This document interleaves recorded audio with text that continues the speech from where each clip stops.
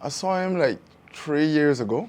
I saw a bit of talent in him. I know that this youngster, he caught my eyes based on his physique in terms of his fitness he looked. The way he runs in, he always had that rhythm as he comes into bowl. So I think that's the first thing caught my eyes, and the length he used to bowl also. Wasn't the greatest bowling against left-handed batters, but he was, a bit dominant bowling to right-handers. But I haven't seen him back about a year and a half. He put on some pace, and he shows that control in terms of bowling to left-handers. Now fast forward to what he did in Australia. I don't think anyone, maybe with the exception of him, would have expected to produce that kind of series. As part of coaching, as a Guyanese as well, how proud are you to see what he would have been able to do in Australia?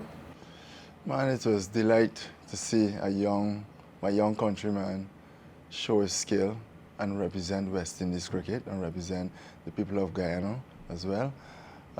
Just watching him, the energy he brought to the team was amazing in terms of the way he carried himself in training, because in training, he was more like a sponge. You want information, being a part, playing in these conditions for the first time. And, it was a good experience for him playing in those conditions. You were the first management staff to reach his celebration. How excited were you when, I guess, he got Josh Hazelwood, and you guys know you tied the series, but you did something really amazing? Well, sitting down watching the game, I'm going to go back before I get into that part. I think the night when he gets struck on his foot, because we were still looking to get some runs with the last wicket partnership, and we knew that Shamar could bat. So basically we were looking for another 20 runs partnership. So when he gets struck with the Yorker by Starc, I was wondering, I said, I know he has that heart and guts that he can stay on. So I was hoping that he stays on, but then when I saw the physio was bringing him off, I realized that, no, it's a serious hit. Having said that, he went to the hospital the night, and as I asked him, are you going to be ready for the next day? He said he knows yet. He said it's paining a lot. But having looked at it, we knew it couldn't be a fracture or anything like that. But we knew that we needed Shamar the next day. So the next morning, we actually got up. I called him, how you feeling? He said, Coach, I can't make it. Basically, he was ruled out not to play. I said, you sure? He said, definitely. Well, as a coach, you're going to take the player's word. But at the end of the day, I saw the morning, still was, we still had to warm up and things like that. But then I saw him, came to the ground, because some of our coaches, we go down a bit early. But seeing him come, he was there and still not looking that he will be playing. We never had that hope that he would be playing.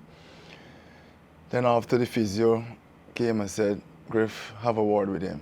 And, have a word with him, try to build him up and say, listen, we need you on this spot. And other coaches as well, everybody tried to get in his head. And, Shamar not going to back down the way he showed in his bowling spell. So he said, yes, he's going to take the field.